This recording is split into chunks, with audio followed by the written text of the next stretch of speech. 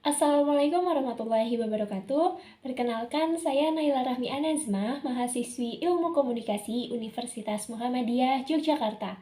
Saya merupakan peserta mata kuliah Metode Penelitian Komunikasi Kualitatif tahun 2024. Pada video kali ini, saya akan menjelaskan tentang analisis framing.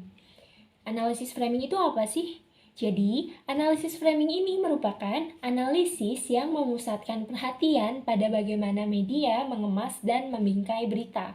Pada dasarnya, analisis framing merupakan metode untuk melihat cara bercerita atau analisis ini itu lebih berisi atau menggunakan storytelling media atas peristiwa.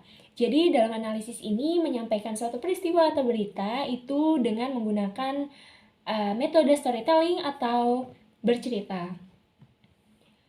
Analisis framing ini juga dapat digunakan untuk melihat siapa yang mengendalikan siapa dalam sebuah struktur kekuasaan. Kita juga bisa melihat pihak mana yang diuntungkan dan mana pihak yang dirugikan.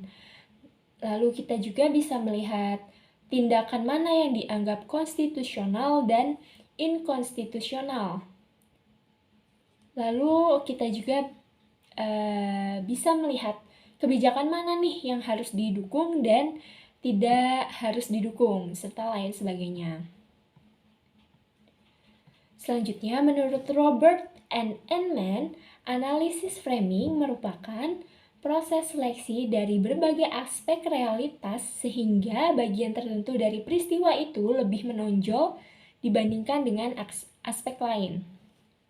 Sedangkan kalau menurut William Gambson, analisis framing merupakan cara bercerita atau gugusan ide-ide yang terorganisir sedemikian rupa dan menghadirkan konstruksi makna peristiwa-peristiwa yang berkaitan dengan objek suatu wacana.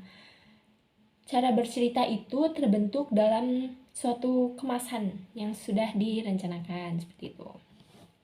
Nah, menurut Robert Enman, terdapat 4 elemen. Yang pertama adalah elemen define problems atau mendefinisikan masalah. Nah, pada elemen ini menjelaskan bagaimana peristiwa tersebut dilihat, sebagai apa, dan sebagai masalah apa. Dan yang kedua adalah elemen diagnose causes atau memperkirakan masalah atau sumber masalahnya. Pada elemen ini menjelaskan bagaimana kita melihat penyebab masalahnya dan siapa aktor yang dianggap sebagai penyebab masalah itu. Selanjutnya ada elemen make moral judgment atau membuat keputusan moral. Elemen ini menjelaskan apa nilai moral yang disajikan untuk menjelaskan masalah. Lalu nilai moral apa yang digunakan untuk mengintimidasi atau mendelegitimasi suatu tindakan.